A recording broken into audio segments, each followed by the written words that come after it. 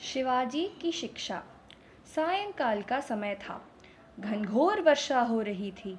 बिजली जोर जोर से कड़क रही थी तथा मेघों की भयानक गर्जना ने वातावरण को भयावह बना दिया था। एक किसान दंपत्ति अपनी झोंपड़ी में बैठे हुए दुख सुख की बातें कर रहे थे। वर्षा के कारण आज किसान अपने खेत पर काम करने के लिए नहीं जा सका था। उसकी पत्नी रात का भोजन तैयार कर रही थी। अचानक किसी ने दरवाज़ा खटखटाया और आवाज़ दी, अंदर कोई है। किसान ने दरवाज़ा खोलकर देखा तो सामने 20-21 वर्ष का एक युवक खड़ा था। वह गोरे रंग का था और उसका कद सामान्य था। उसकी आंखों में आत्मविश्वास टपक रहा था और वर्षा के कारण उसके कपड़े पूरी तरह भीग गए थे। कपड़ों से तो पानी टपक रहा था। वह बहुत थका हुआ लग रहा था। उसकी कमर पर तलवार लटक रही थी। देखने में वह सिपाही प्रतीत हो रहा था। सामने उसका घोड़ा खड़ा था। किसान ने उससे पूछा, क्या बात है भाई? युवक बोला, मैं एक राहगीर हूँ, मार्ग भटक गया हूँ, वर्षा में बुरी तरह भीग गया हूँ। मैं और मेरा घोड़ा बुरी तरह थक भी गए हैं। आज की रात बिताने के लिए जगह चाहिए। किसान के कुछ कहने से पूर्व उसकी पत्नी ने उसे अंदर बुलाते हुए कहा, आओ भाई आओ, तुम अंदर आ जाओ, वर्षा में कब तक भीगते रहोगे? किसान की पत्नी ने उसे अंदर बुला लिया।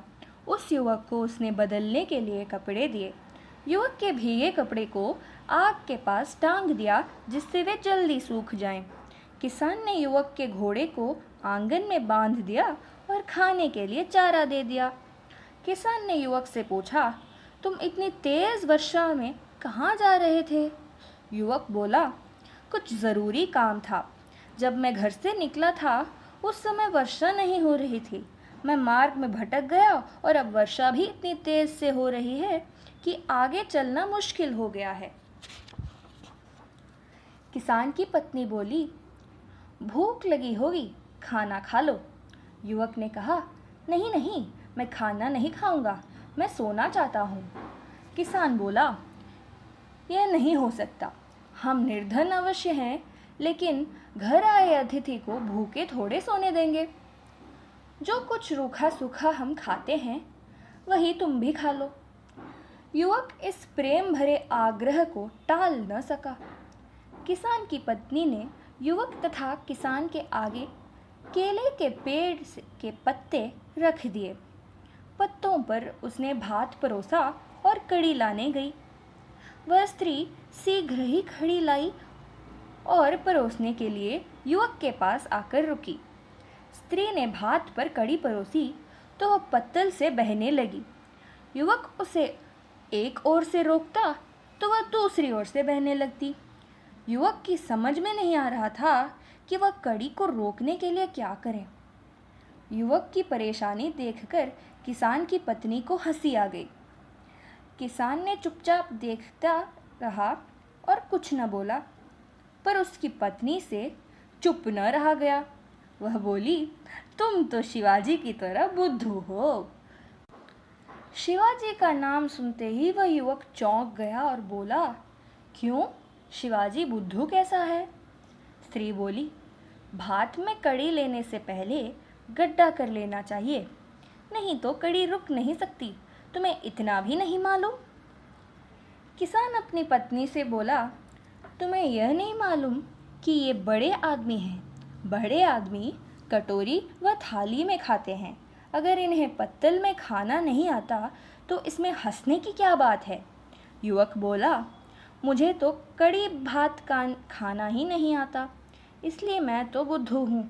लेकिन यह शिवाजी कौन है? उसे आप बुद्धू क्यों कह रही हैं? किसान ने बात को टालना चाहा, परंतु युवक यह जानना चाहता था कि शिवाजी बुद्धू कैसा है।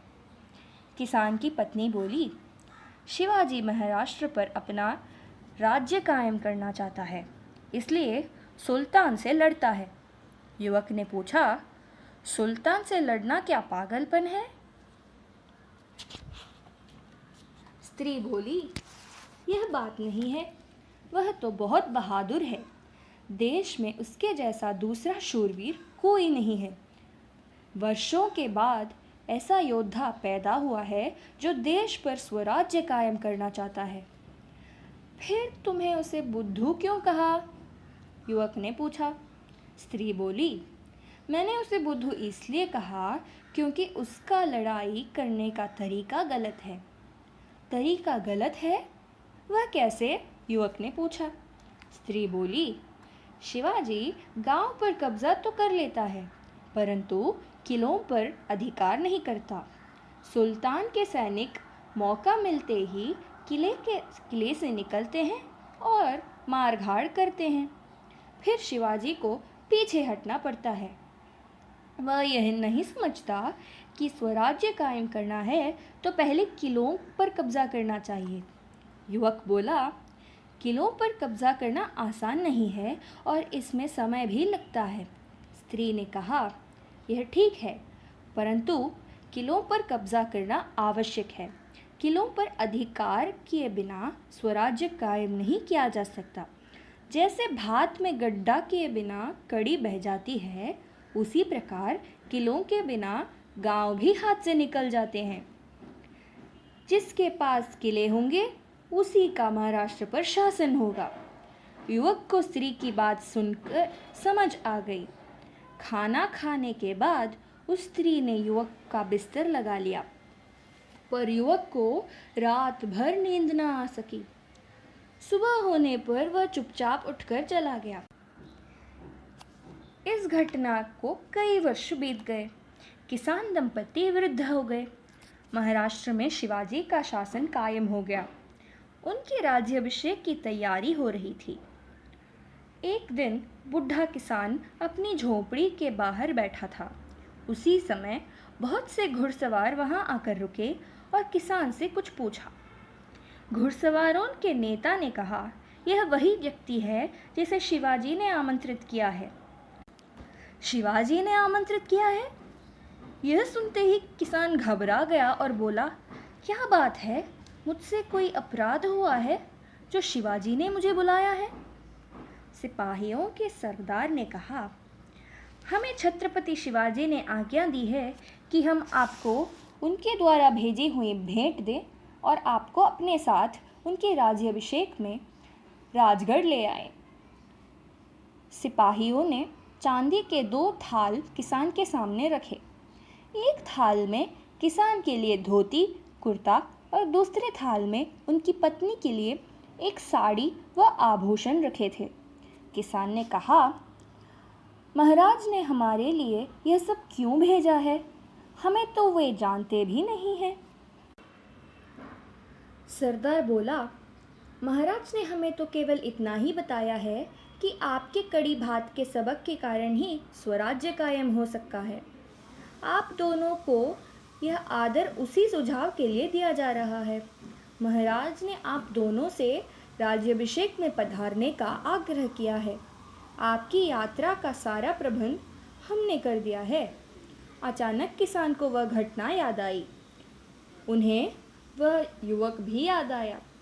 किसान ने पूछा, यह बात महाराज तक कैसे पहुंची?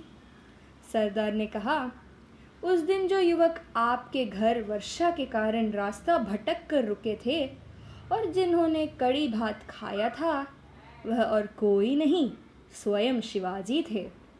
सरदार की बात सुनकर किसान हैरान रह गया। इस कहानी से हमें यह शिक्षा प्राप्त होती है कि उत्तम शिक्षा कहीं से भी मिले, उसे ले लेना चाहिए। धन्यवाद।